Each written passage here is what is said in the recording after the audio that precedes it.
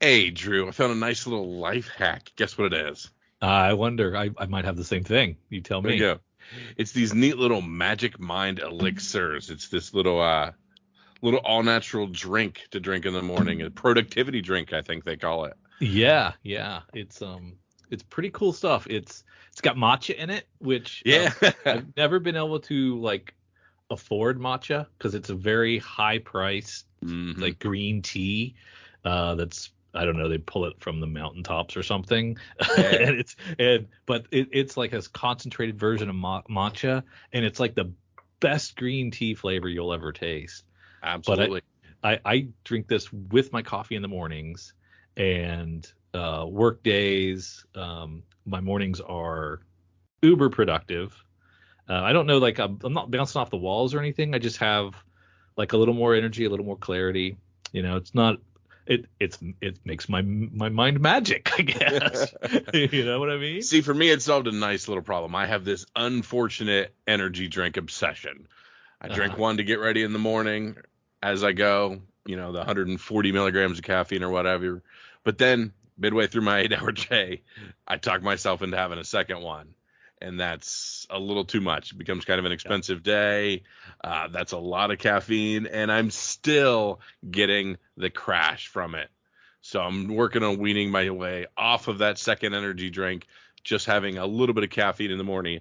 And these magic minds help me kind of finesse that way through, keep the sustained energy through the day, and not have to do a whole nother Yeah. big giant energy drink the second Yeah. half of the day. It's cut my my pots of coffee from 2 to 1, which is a healthy choice. Absolutely, absolutely. I'm burning through these, so I'm going to be using our code to restock. And if you go to magicmind.co/comics fun profit and use our code comics fun profit, you get 56% off the subscription for the next 10 days with this code. You can use that same code comics fun profit to get 20% off, but you get 50% off if you do the subscription model in the next 10 days. So 56% off. They're really hooking you up. yeah, more than half. More than There you half. go. I'm no math whiz, but that's pretty good. So yeah, Absolutely. check out Magic Mind. We like it, and we think it's helping us make some healthy choices, Yeah, which is what we need to do. absolutely. Aloha! It's Jason from Hawaii. Welcome to a special edition of the Comics for Fun and Profit podcast. In this episode, I will be interviewing a friend of the show, Erica Schultz. She is here to promote her new Kickstarter campaign called Cristabel. Now, this campaign starts on March 28th. And during this interview, she would, not only be talking about her, the first volume of her Kickstarter Cristabel, we'll be also talking about her latest Marvel projects, Hallows Eve and X-23 Deadly Regenesis. Now, the issue, the first, now the first issues of these, both of these comics are out in stores right now. And also, too, towards the end of the interview, we're also going to be talking a little bit about about one of her other works that started off as a Kickstarter, The Deadliest Bouquet by Image Comics, and that's going to come out in a trade in April. Now, Erica, welcome back to the Comics for Fun and Profit podcast. How are you doing today? Thank you so much for having me. Aloha. I'm doing okay, Mm-hmm. getting through life one day at a time kind of thing, like everybody else. Yes. Thank you for having Yes. me on again. Oh, but Erica, thank you very much for coming back on. Like I always, just thank you for giving me another opportunity to talk to you about your work and comics and and everything. Thank you very much. Well, it's Uh, always great chatting with people who are enthusiastic about comics and really passionate about comics, and you definitely are. So it's always fun to interact with people like that because you have this shared connection. yes, no, but it's just thank you very much. Thank you. And listeners, I just want to, and Erica, feel free to jump in at any time and correct me or add something.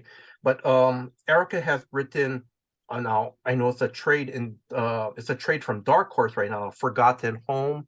It's one of the Yes. stories it's a very good story. I love that story. And I've already mentioned from Image Comics, The Deadliest Bouquet.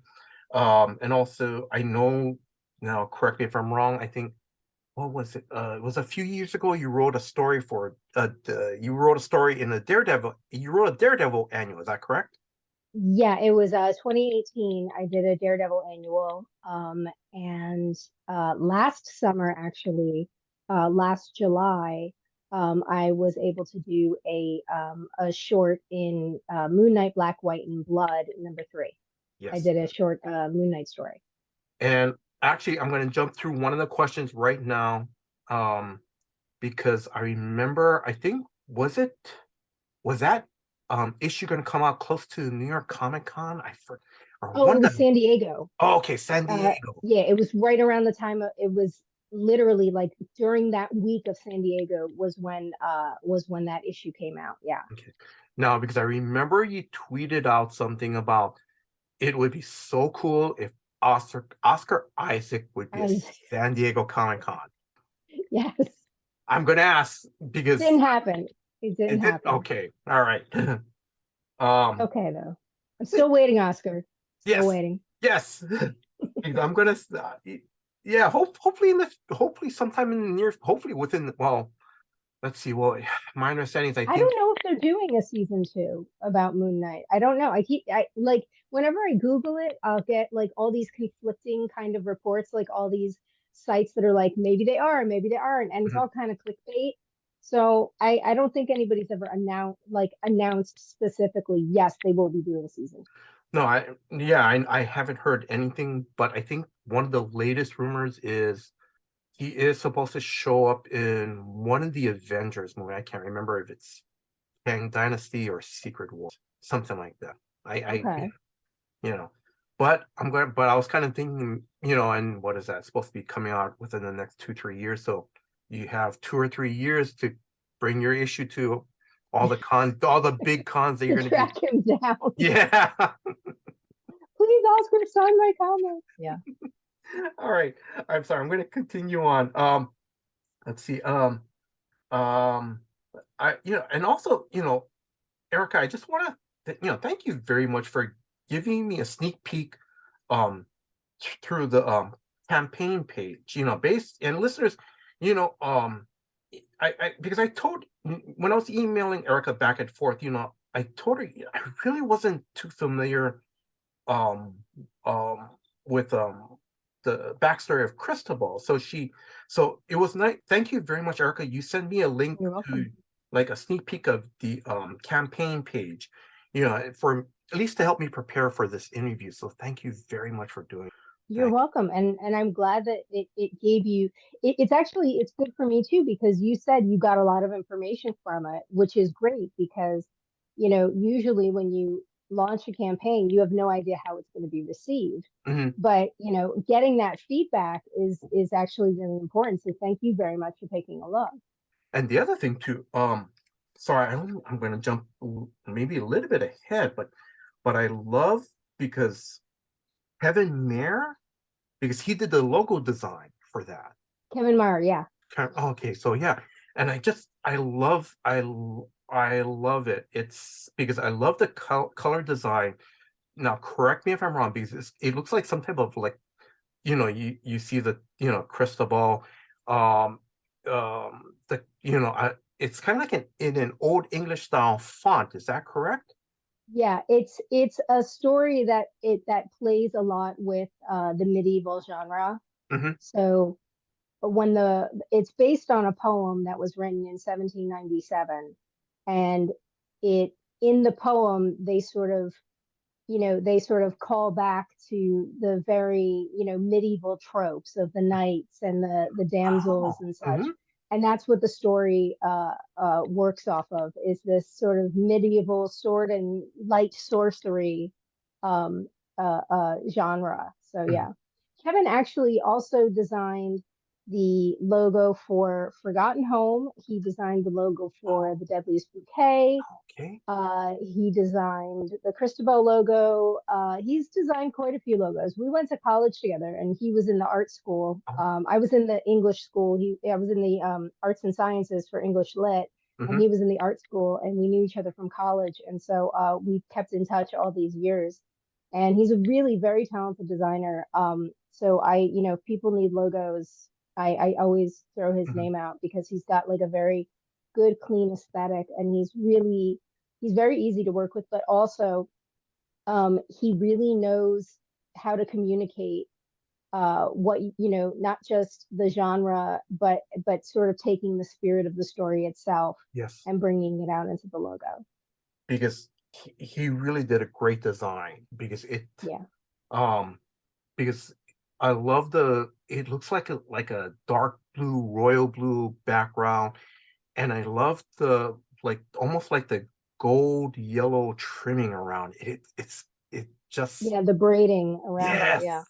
yes, it just gives that nice it it, it just fits the story and the Yeah. time, and it's almost like there's um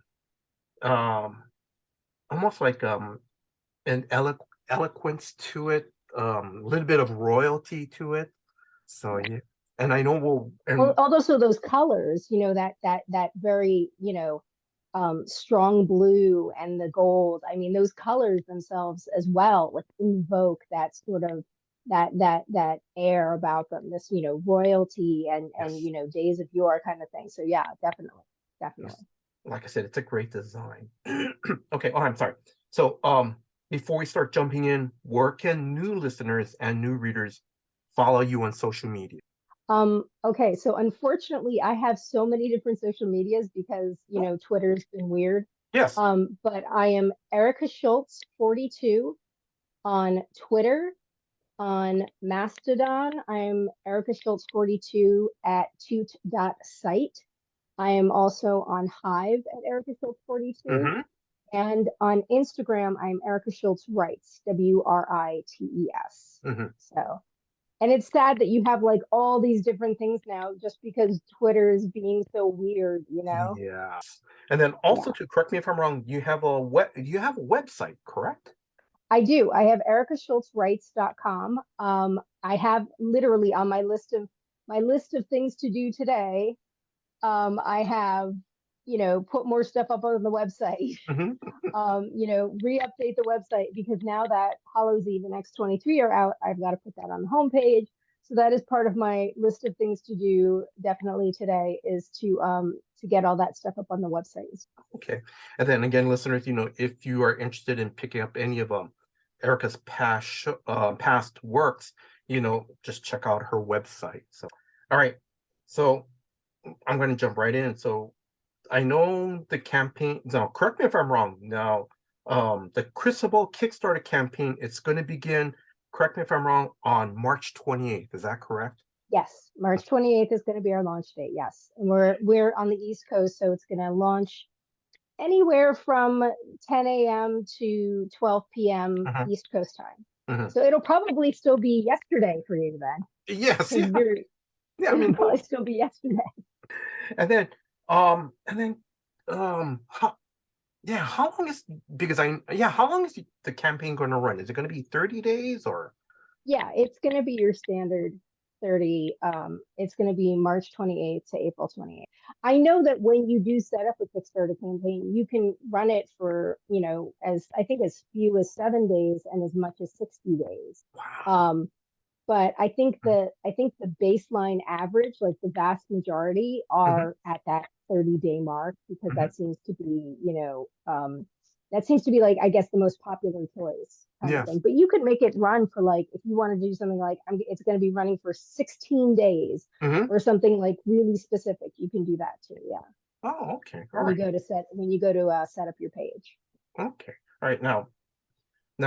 Already you mentioned that you know, I'm going to, and forgive me if I ask because I can't remember if we, I think I know we talked a little bit about it before we did the interview, but um, you've I know you already mentioned about that, you already talked a little bit about the history of Christabel, like, you know, let's see, where did you first hear about this epic poem?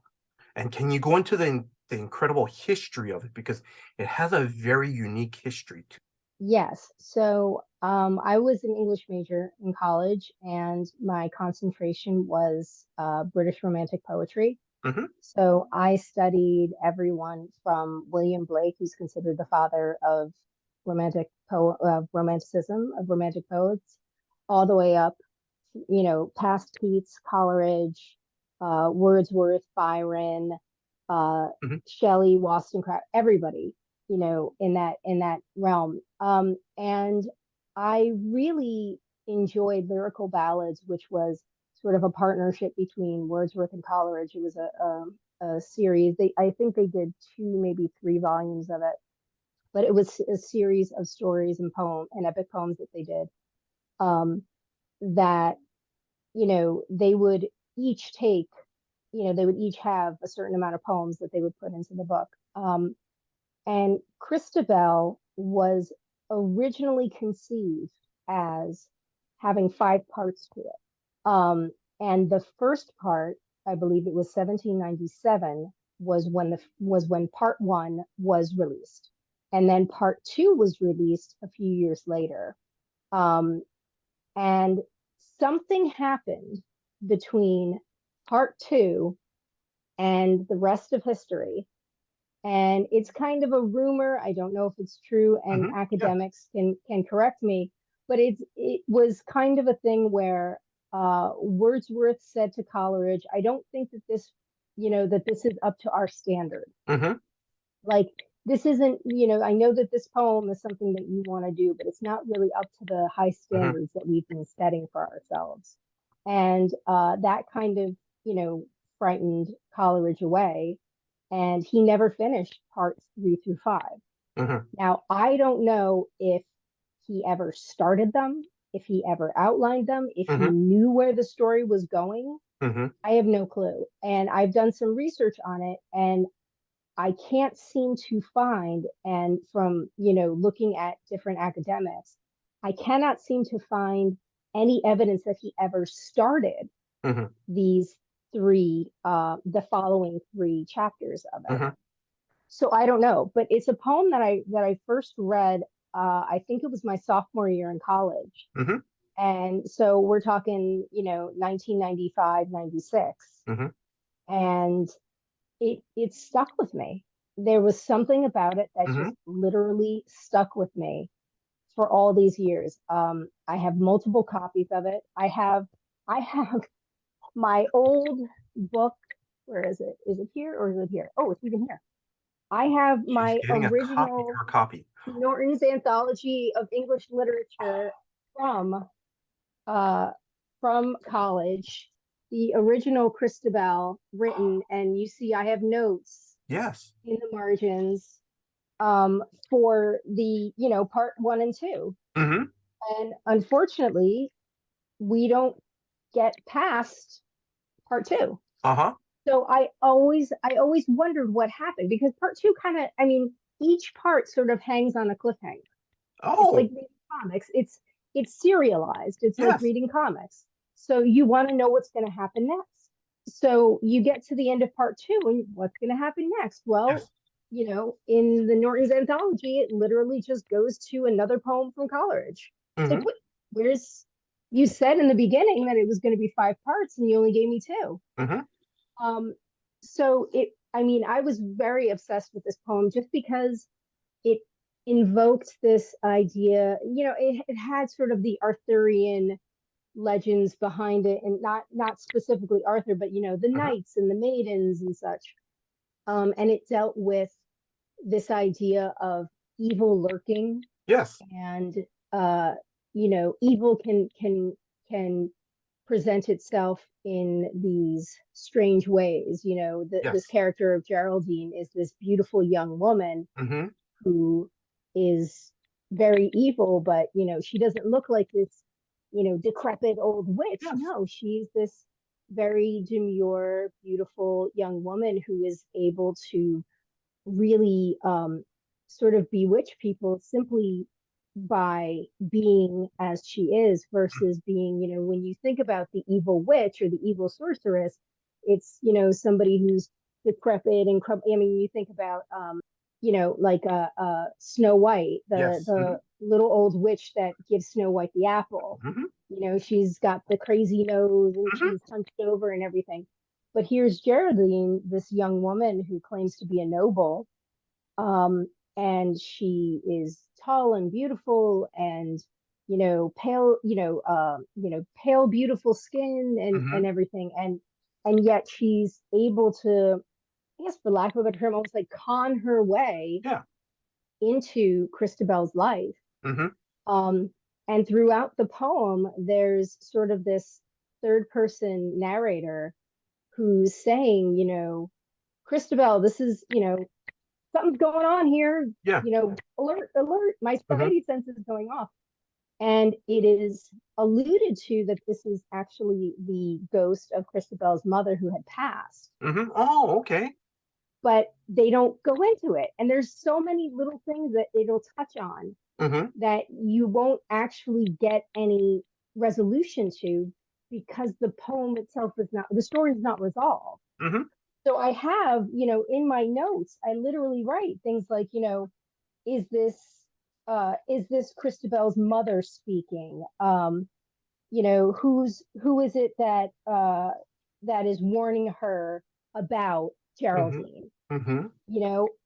So it's just really strange how we never got any answers to it, and the poem just sort of sat with me for a really long time.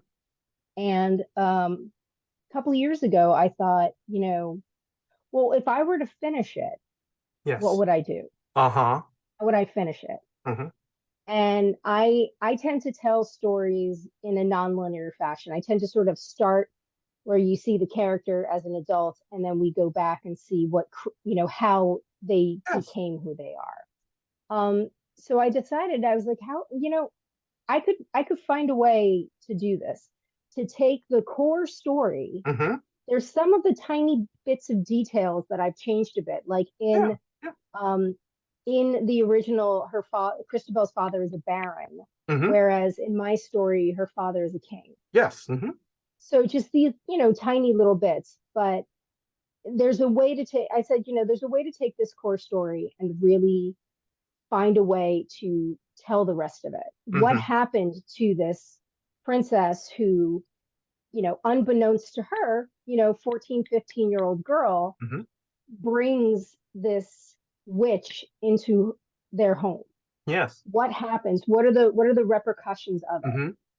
And in that second part of the poem, when Geraldine meets Leoline, who is Christabel's father and the widower, immediately he is besotted. He is, wow, who is this? And all these terrible things have happened to you. We're going to get down to this, and we're going to make sure that whoever, because Geraldine spins this tale of how she was, these marauders, kidnapped her, etc. We're gonna get down to this, and you're protected now. You're here. You're safe. And you can see that he's already immediately, bewitched by her beauty, by her grace, by, she's very much the, oh, thank you, my lord. Oh, thank you, kind sir, kind of thing. The damsel in distress. Exactly. And at this time period, during this medieval time of chivalry, guys felt great helping the damsel in distress. But then you learn that Geraldine really isn't in distress at all, and she's the one who starts pulling strings. So I wanted to use that as a foundation and then build on from there. And what we did was we took the idea of Christabel having finally figured out what Geraldine was doing. And unfortunately, her father chooses Geraldine over Christabel. And casts her out. So when we first meet Christabel in this volume 1 that we're doing, she is 25. She's been working as a mercenary and a bounty hunter for the past 7-8 years. Because she's been kicked out of her home. Because her father chose Geraldine over her. And she is very good at what she does, but it is very antithetical to who she was supposed to be. Mm-hmm. I mean, she was never this, perfect little pretty little princess in dresses all the time. She was always a little rough and tumble, Mm-hmm. but she had status. Yes. She had a place to rest her head. Yes. Now she's a nomad. Yes. Because in the preview pages, I remember, she's going after one of her bounties. She takes him down, and I know the last panel, he's like you said, Christabel had this status, of, she's supposed to be the princess, but now it's like, I remember seeing that last panel. I think the guy looks back, she's she's about to swing her sword on him. Yeah. Yeah, but I think he says, I forget what the term, it was almost like, oh, you weak sapling, or something. He degrades her. Yeah, he's very disparaging to her. He says, he calls her a mangy bitch. Mm-hmm. He's just very, all these things that a princess would not be experiencing. Yes. So and this is how she's been living her life, because for her, it's literally just about survival. Mm-hmm. And later on past the preview pages, later on in the volume, she has this sort of, conversation with herself saying, I've been alone all these years. Mm-hmm. And she's washing blood out of her clothing. Mm-hmm. And she's saying, this is kind of a far cry from where I first came from, Mm-hmm. as I'm washing blood out of my clothing. Yes. And she really is just saying, she has sort of this inner monologue of, this is all I've known now. And I feel like that life that I had Mm-hmm. is so far away. Yeah. I can remember it, but it almost feels like a dream. It doesn't Mm-hmm. feel like it was even mine. It wasn't even my life. Mm-hmm. And that sort of sets her down this sort of existential path. And then we learn that she then sees someone from her past, not Geraldine, but someone from her past, meets up with her, and that gives her hope, because she's sort of been roaming the lands, Yes. trying to earn money and talk to mystics and seeing if there's any way that she could get back home and be able to vanquish Geraldine. Yes. Because, her father isn't going to let her through the door if Geraldine is still there whispering in his ear. So, and I'm going to say, the person, because they kind of, now I can go into these other two characters. So is one of the characters that she runs into, is it Wei Jun? And so can you talk about who Wei Jun is, and then who Roland is? So Wei Jun is a giant. He is over 7 feet tall. And he used to be the captain of the King's Guard. So they grew up together, and he trained her when he's only probably about 6 or 7 years older than she is. He's not much older, but he's older enough. Yeah. And he trained her. And he was King Leoline's most trusted knight. Yeah. And when Christabel is cast out, he protests and says, you're not thinking, my lord, he doesn't come right out and say Geraldine's, she's messing with you, but he says, I don't think you're thinking clearly. Let's have a conversation, And it's kind of this interesting dichotomy, because he is this enormous person, but his first reaction is not to go for the sword. No, his first reaction is, let's talk this out. And he tries to explain to Leoline that, this is a misunderstanding. Let's have a conversation about this. But Leoline is very, very firm. And it's because, he has a literal spell put on him. Later, after Christabel has left, and it's been a year or two, Wei Jun actually sees and witnesses Geraldine casting a spell. Mhm. And now he thinks, I've got the proof. Yes. King and I are we're like brothers. Mhm. We've been together for, we're like brothers. I will bring this Mhm. proof to the king and we'll get Christabel back and then everything will be okay. Yes. And unfortunately, that's not how it works out. Yes. And he himself gets banished. Mhm. And he does his best to try and find Christabel. But I mean, the Six Territories is a big place. Mhm. And after several years, he's forced to beg just to survive. Yeah.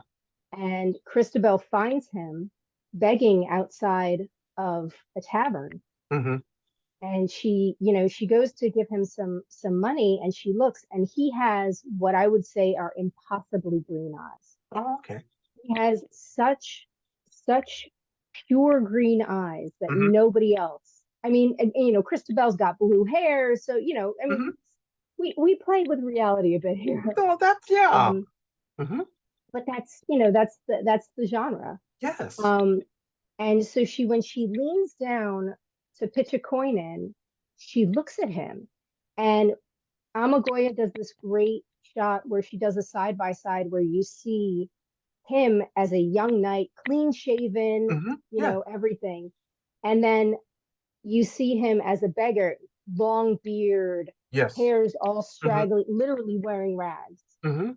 Um, but his eyes are Mhm. these bright green eyes, like almost glow in the dark green. Mhm. And she says, "Is that you?" And I mean, she's changed significantly since he had last seen her. Yes. And he says, "I finally found you." And the two of them are then reunited. Mhm. And they both have a vendetta against Geraldine Yes. because Geraldine is the reason why both of them have been cast out. Yes. Christabel's father was turned against her, and Weijun was very close to her father. He was, his trusted advisor, Mhm. and Geraldine turned him against Weijun. And that's so now Christabel feels like she's got some, footing. She's got a place to stand because now she's not doing this alone anymore. Yes. So she learns about they're looking for mystics, somebody who can help them, and she learns about this man named Roland, Oh, okay. who is allegedly is a mystic Mhm. and who may or may not hold the key to vanquishing Geraldine Mhm. once and for all. Mhm. And that's when Roland gets involved into it. And Roland is a he's a quirky character in the sense that he does have magic. Yes. He does have the ability to wield magic, but he tries to do it a little more for profit. So Yeah. for him it's a little more, just like parlor tricks Yes. for profit Mhm. versus the real stuff. And Christabel and Weijun sort of sit down with him and say, look, like we don't want the Yeah. cheesy stuff. Like we need the real deal. Yeah. And he has his own sort of motivations that will start to play out and such. So they're not sure they can quite trust him yet, Uh-huh. but they're willing to try because at this point they figure, all right, we know he knows more than he's letting on, and he knows more than we do. So Yes. let's play along for now and see what he can give us. Oh my God, this sounds really great. And I mean, Erica, I'm gonna back this Kickstarter. Thank Um, you. the story, I mean, like I said, just for you listening to you tell the story, and this is only volume, and correct me if I'm, it's a graphic novel, right? This first one is Yes. So uh, it's gonna be 3 volumes to yes. match the 3 missing chapters of Coleridge. And so the first volume is going to be, they're each going to be about 60 pages Mm-hmm. each. So the first volume takes us up to uh, when they finally meet Roland, Uh-huh. and they end up, they decide that they're going to trust him for now, Yes. and they start on their journey. That's when the first volume ends. The second volume picks up with while they're along their journey, what's been going on with Geraldine because she's trying to angle the king to start a war with one of the other Yes. territories Yeah. to try and gain power. So Mhm. there's a little political intrigue going Mhm. on there. And then, they sort of, they take a wrong turn, things get a little out of hand, Mhm. and then, they have to right themselves again. Like I said, oh my God, just the first volume. This sounds great. It does because it kind of it, and you can correct me if I'm wrong, but just you describing about Christabel, literally being expelled from her home. The captain of the guard being expelled too, and a little bit about Roland. It almost sounds like, and like it just listening, it almost sounds like it's almost like they're different people, but it's almost like but the story sounds like um that almost like they have to find their true self again, or something like that. Yeah. You know. Well, I mean, they grow, being in court, being, a member of the court. Mm-hmm. So being a princess and then being in this position, you've got to find out who you are now. You have to Yes. redefine who you are. Yes. Yes. That's right. Having been, captain of the king's guard, Yes. and then literally becoming a literal beggar. Yes. That is Yes. a huge It, difference. it's like a fall from grace. Yeah. And what happens is the two of them have independently been trying to, redefine themselves and come to terms with who they are. And Mm-hmm. now that they're together, they're bolstering each other. Yes. They're helping each other out. And, to a certain extent, there's a lot of pridefulness, Mm-hmm. and there's a lot of, loss of pride. Yeah, that's right. Yes. And, and say again? Oh no, yes, yes, you're right. Yeah. Yeah. So there's shame involved with going from being a dedicated knight to now being a beggar, going from being this princess to now being, this bounty hunter mercenary. Mm-hmm. There's some shame there. Yes. But together they are able to reconcile that. They are able to understand that, they are surviving and that there Mm-hmm. is no shame in survival, Mm-hmm. whatever form that takes. Mm-hmm. And they become a support system for each other, which is so important because neither one of them have had support for so long. And Mm-hmm. it's not just finding somebody to support you, it's finding someone from your past who already knows you Yes. that can support you. Mm-hmm. And that's what's really important between the two of them. And when there's an interaction where another king from one of the other territories comes and talks about, where's the princess and her giant, Mm-hmm. you know, and it's sort of almost swept under the rug, like, oh well, they're gone. They're not here. They're no longer with us. Yes. So what? Did they pass away? Did they die? Nothing. It's fine. It's Yeah. it's very sort of swept under the rug because it's an embarrassment even to the kingdom. So Mm-hmm. I mean, there's some politicking going on as Yes. well. But Geraldine is a very bad person. Okay. Oh my We God, make no bones about that. We make no bones about that. I can't wait for this.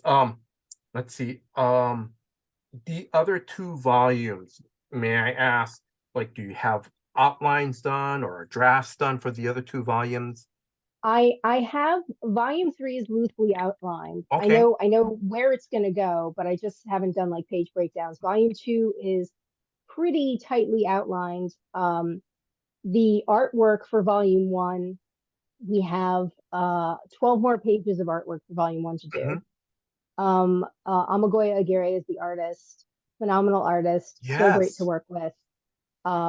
Really just a lot of fun and brings like a lot of emotion, but also like kind of a brevity to some of these like very serious scenes. Mm-hmm. So she's great to work with, and she's doing the color. I'm helping doing color flatting, but she's doing all the color Mm-hmm. renders and everything.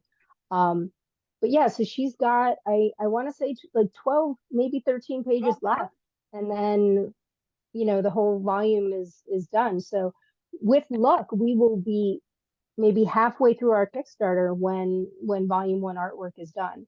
And the lettering is I mean, it's obviously you need the art to letter, but the script is written out, Mm-hmm. and the lettering I think is up to page 42 is already lettered. Mm-hmm. So And then, do you want to give a shout out to your letterer? That letterer. Cardinal Ray, I've worked with multiple times, and I bring in James Emmett, my editor, Yes. editor extraordinaire. Mm-hmm. James is working with me on this.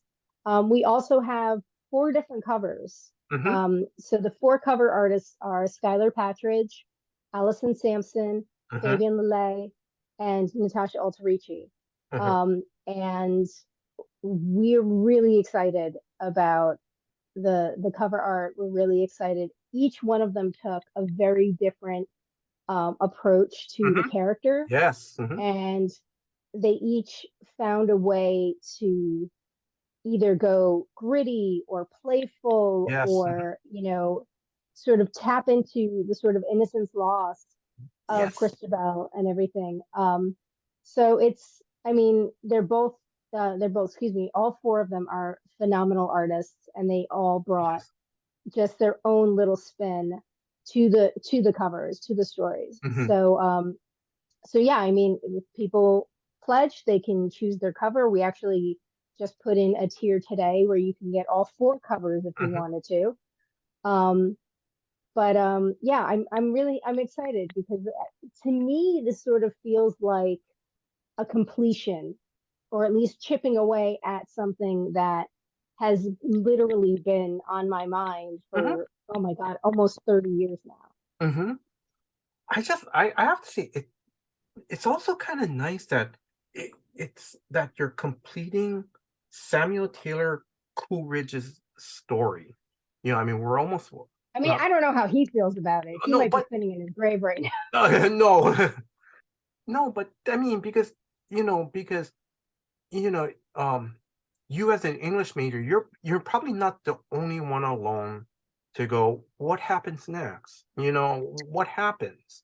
You know, and not and the thing is that, like I said, it's just so cool that that this is that you love this poem, it was your passion, you want to see how the story ends, and you know um and you brought a team together to help you complete this vision, you know and this is something that you can call this. Now I know you know how Samuel's epic poem ends.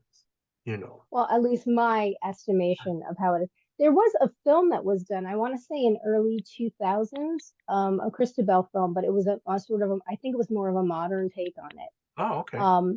But I purposely did not I knew that the film existed, but I purposely did not read about it, and I Yeah. purposely did not watch it. Yeah. I didn't want any influence Yes. on what we've been doing. But I mean, there have been people who have attempted this before. I don't know if anybody's attempted it in a graphic novel. Mm-hmm. They might have attempted it in terms of writing like a prose novel. Mm-hmm. But the mystery there of what were you thinking? Like, Yes. where was this story going to go? Mm-hmm. Is what has been driving me, because there are so many different ways this could go. Mm-hmm. And the fact that all right, there's going to be 3 parts left. Yes. You're talking about multiple stanzas Mm-hmm. that you don't, that are just not written, Mm-hmm. or at least not discovered. Again, I don't know if, for all we know, somebody can find this cache of old documents and folios and, oh my God, look, there's an outline, Mm-hmm. Yeah. I have no idea. Yeah. But as of right now, I'm not aware of, and I'm by no means the expert on this, but I'm not aware of any direction of where those last 3 parts were going to go. So it's kind of weird. I just want to know how it ends. Yeah. I think, yeah. And So, but like I said, but just listening to you talk about Christabel, you know, Roland, because they all, they just seem like, again, they're kind of sort of outcast. They had to survive. They're redefining really who are they.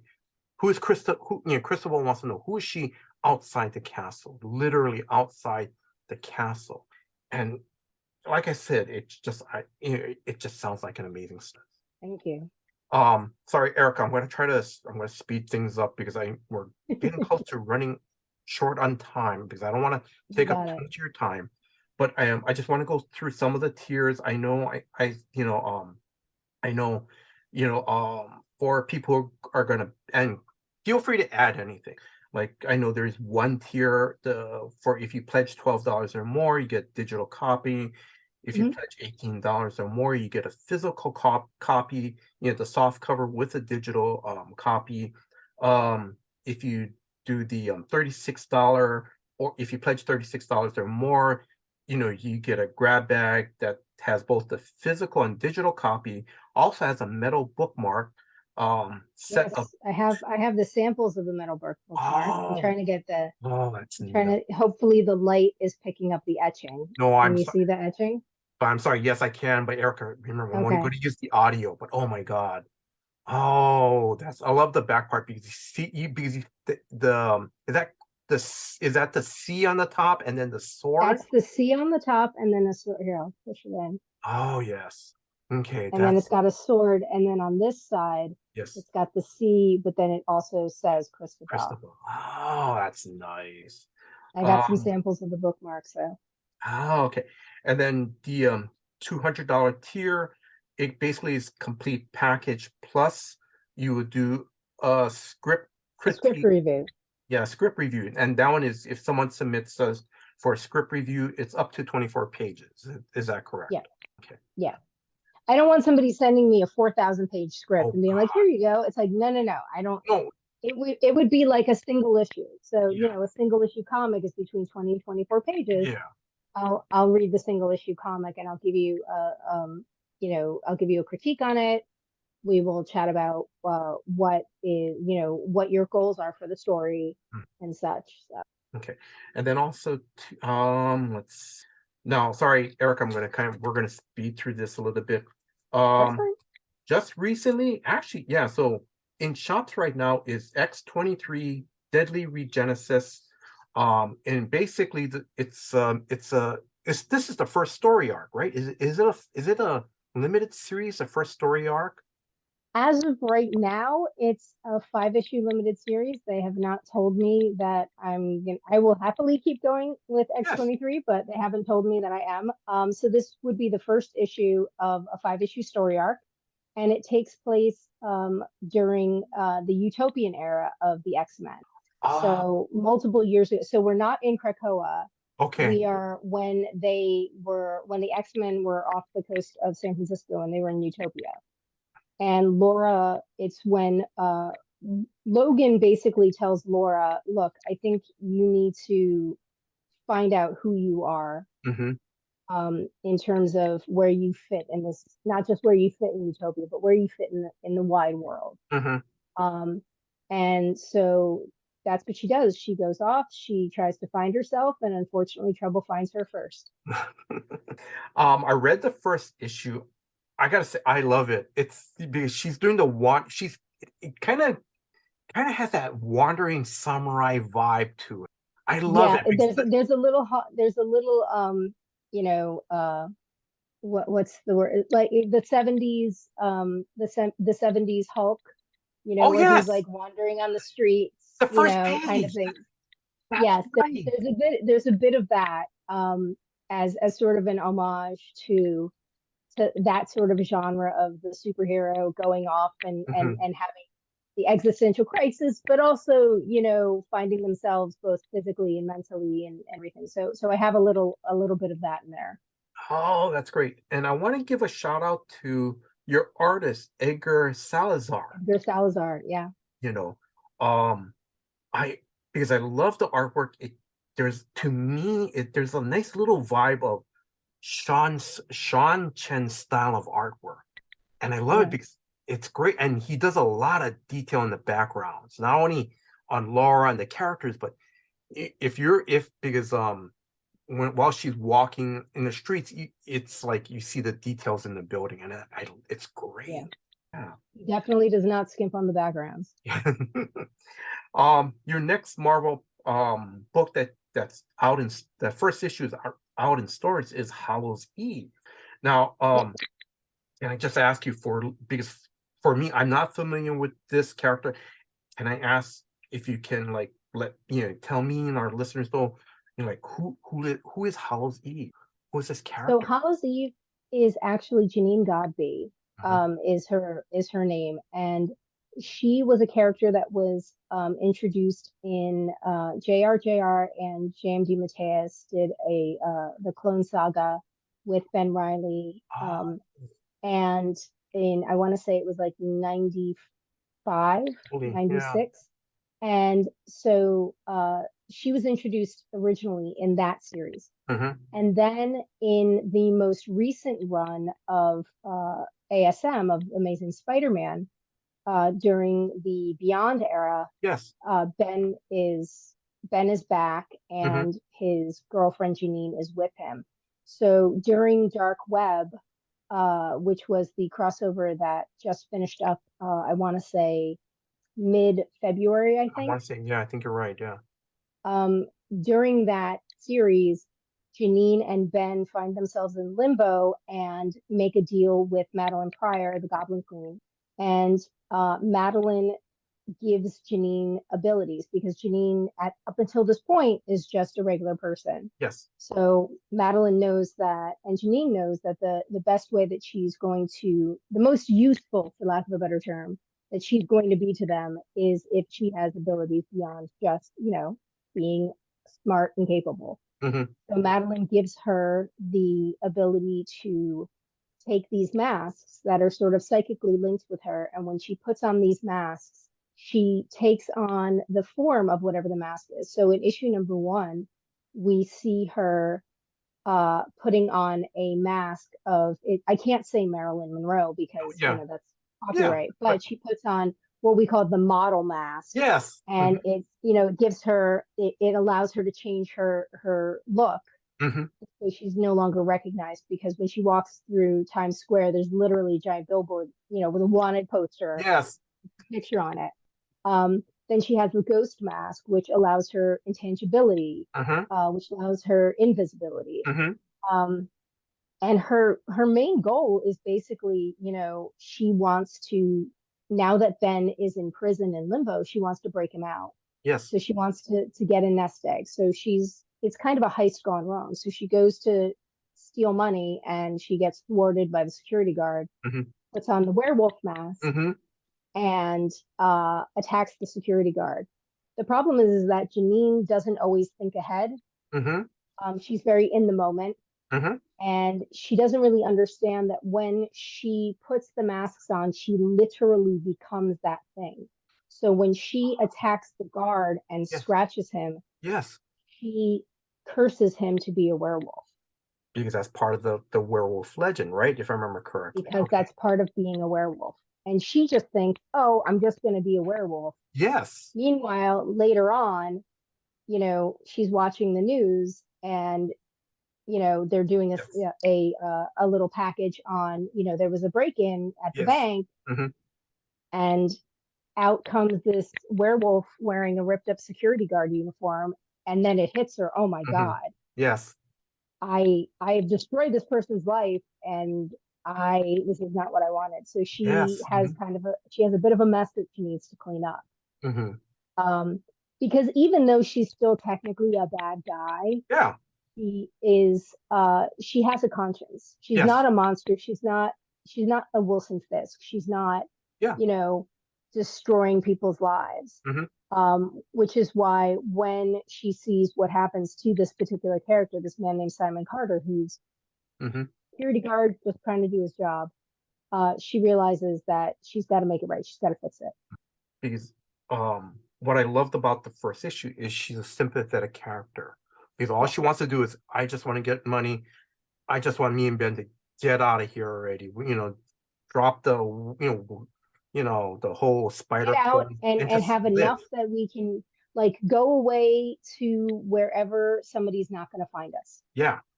And just get there, and wherever that place is, get enough money to get there and settle down, and then we're not bothering anybody and we don't Yes. want anybody to bother us. Yes. Yeah. Okay.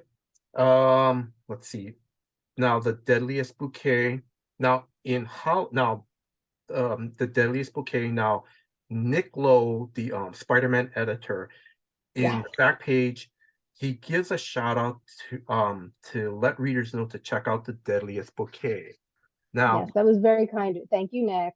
that was really cool. And feel free to correct me on this. Now, correct me if I'm wrong. The Deadliest Bouquet is set in the 90s. It is about three estranged sisters whose mother who was a trained Nazi hunter, and she also trained her daughter, these three daughters. Now, again, these sisters, they haven't talked to each other for a while. They come together to solve their mother's murder. So listeners, if you guys are interested, the trade comes out on April 19th. It's a great story. To me, this story is more about family relations.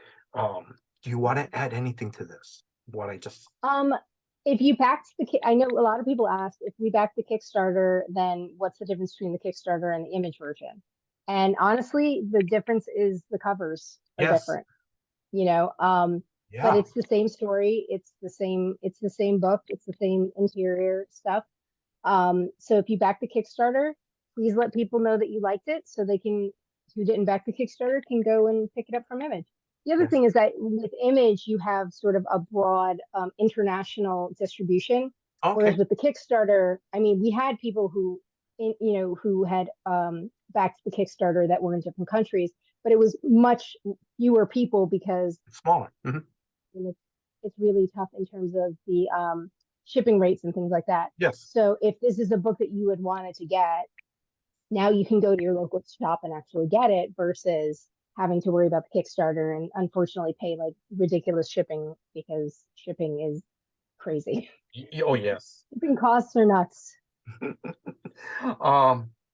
I just want to say this before I ask the final question on the Deadliest Bouquet. I still love, my favorite character is Poppy. I love her.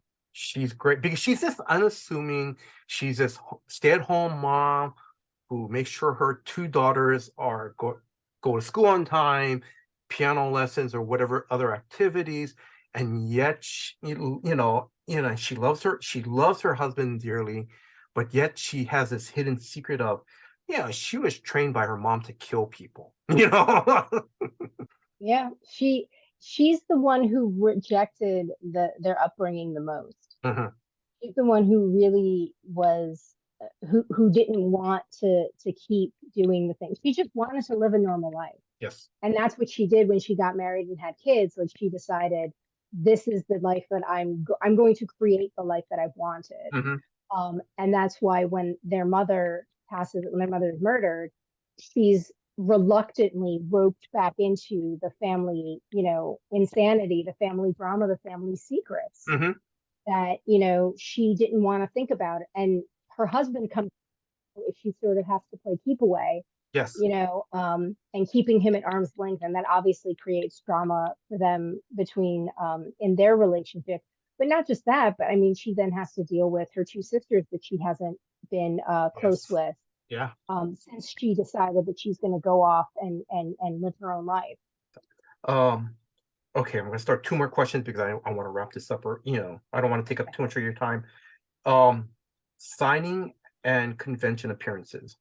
Anything you have set up for either late March, because I'm looking, hopefully we can release this episode within the next 2 weeks, but any signings or convention appearance in late March or in April? In March, on the 22nd of March, I will be at the comic book shop in Wilmington, Delaware. Okay. I will be there. That's a Wednesday. I will be there from 4 to 7. And I'll be signing Hallows Eve. I'll be signing X-23, any other books you've got. And that's March 22nd, Wednesday. I will be at Dragon Con, I think. Most likely be at Dragon Con in September. And I will be at the London Film and Comic Con in July. and then New York Comic Con in October. Yeah. Oh, okay. Um, Since any, I'm going to London, right around the time that San Diego, it's like a week before San Diego. Mhm. I don't think I'm going unless I'm nominated for an Eisner. I don't think I'm going to San Diego. Oh yeah, no, yeah, because yeah, I would rather go London. Yeah. Last question. Any closing words to our listeners? Just thank you very much. Thank you, Jason, and thank you to the listeners for support, for reaching out and saying that you like the work. I appreciate the love and support, and I appreciate you taking time out, Jason, to sit and chat. No, Erica, no, thank you very much. It's just, thank you for giving me the opportunity to interview you. Another opportunity to interview you. Just thank you very much. It's kind of nice because it's almost like we're doing this as an annual thing. This is the third year in a row. I mean, no, and it's great. And like I said, thank you very much. Well, maybe next year when Volume 2 comes out, we'll do it again, and then for Yeah. Volume 3. Yes, yes. Now, I want to wish you all the success with the Cristobal campaign. And of course your Marvel books. Hallows Eve and X-23. X-23, yeah. Yes, and for listeners again, the Cristobal campaign starts on March 28th. Let's see, Hallows Eve issues 2 and X-23 Deadly Regenesis number 2. Both of those issues come out on April 12th. And on April 19th, the Deadliest Bouquet trade comes out. So, lots of things happening in April. Yes, yes. But that's great for you. It really is. I want to give Randy Martin, the co-owner of Dragon's Lairs, a shout out. She pulled she pulled copies of the first issues again for Hallows Eve and X-23. So Randy, thank you very much. I want to thank Drew, the host of Comics for Fun and Profit, for putting this episode together. Again, Drew, thank you very much for all your hard work behind the scenes. And if you are a new listener, please check out new episodes of Comics for Fun and Profit that comes out every Saturday. And I want to thank you, the listeners. Thank you very much for your time. Thank you for listening to this episode. Until next time, guys, aloha. Aloha. As you know, our LCS is Cowabunga Comics, Lake Country, Wisconsin's best pop culture destination for new comics, back issues, gaming, retro video games, vinyl, and figures. Give them a call, 262-569-9999. Check them out online at cowabungacomics.com or follow them on Twitter at Incredicow. They are our LCS, and we utilize their deep discount mail order service to bring Oconomowoc, Wisconsin closer to us. They'll take care of you. Tell them Drew and Kyle sent you. Say hi to Eric and James from us. If you need an LCS, you can't go wrong with Cowabunga Comics. In a world ravaged by war and chaos, a group of survivors must band together to brave the dangers of a post-apocalyptic landscape. The year is 2000, and the world has been plunged into darkness. The nuclear fires have burned out, leaving behind a wasteland of ruins and radiation. But amidst the rubble and despair, a glimmer of hope still remains. Join Dork Day Afternoon as they face off against marauding gangs, enemy soldiers, and even the harsh elements themselves in the world of Twilight 2000. Will our heroes survive the challenges ahead? Can they keep their own humanity intact? Or will they succumb to the harsh realities of life after the end of the world? 2 past midnight. An actual play podcast by Dork Day Afternoon.